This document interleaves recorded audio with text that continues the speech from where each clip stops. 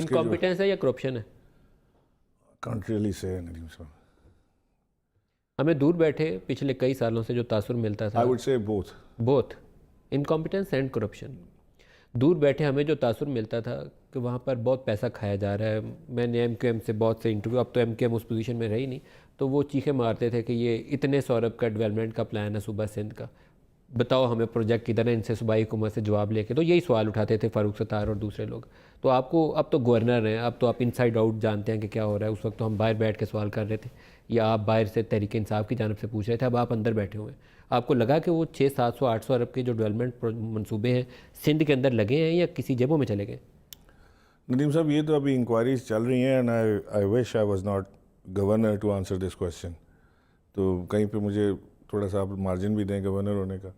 لیکن But you have your apprehensions, I concerns. have my apprehensions, I have my concerns, I have my reservations on quite a few things.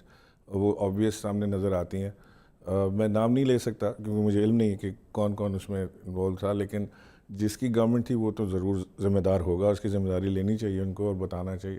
جیسے K4 کا جو ہو رہا تھا، تو جب پرائم منسٹر کراچی آئے ہوئے تھے تو ایک بریفنگ رکھی تھی K4 کی، سی ایم صاحب خود بھی تھے، اور اس بریفنگ میں پرائم منسٹر نے بریفنگ رکوا کے پوچھا کہ یہ کیا کس نے، ہوز دا پرسن، جس کو یہ خیال نہیں رہا کہ جی اس کے اوپر برج بننا ہے، جس کو یہ خیال نہیں رہا کہ جی پاور کیسے آئے گا.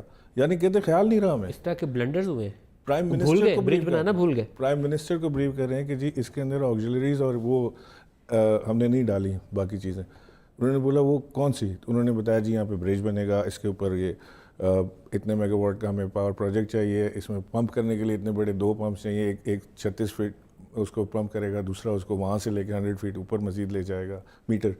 تو وہ اس کے لیے ہمیں بڑے پمپس چاہیے. تو اس کی کاسٹنگ کو بتانا انہوں نے شروع کی، تو وہ پروجیکٹ تو ایک جگہ رہ گیا، وہ کاسٹنگ کو 40-50 ارب روپے ایکسلریٹ کر گئی. تو پرائم منسٹر نے کہا کہ ہو ڈیزائن دس، یہ ہوا کیسے؟ وہ کہتے ہیں جی اس کو ہم ابھی دیکھ رہے ہیں اس کے اندر کہ یہ کیسے ہوا. عثمانیہ ان کو اتنی بڑی کنسلٹنٹ کمپنی، ان کو بلا کے پوچھیں تو وہ کہتے ہیں کہ جی ہمیں کیا پتہ ہے، انہوں نے جو کہا تھا ڈیزائن کرنے کو ہم نے وہ ڈیزائن کر دیا. ان سے پوچھیں کہ جی آپ نے یہ کیوں نہیں کیا؟ وہ کہتے ہیں جی اس کو ہم سیکنڈ فیز میں لے لیتے، کوئی مسئلہ نہیں ہے.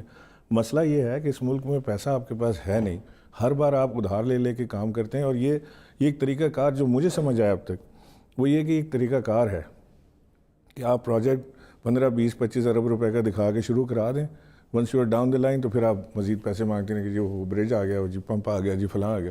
دس is not how you do projects in this country.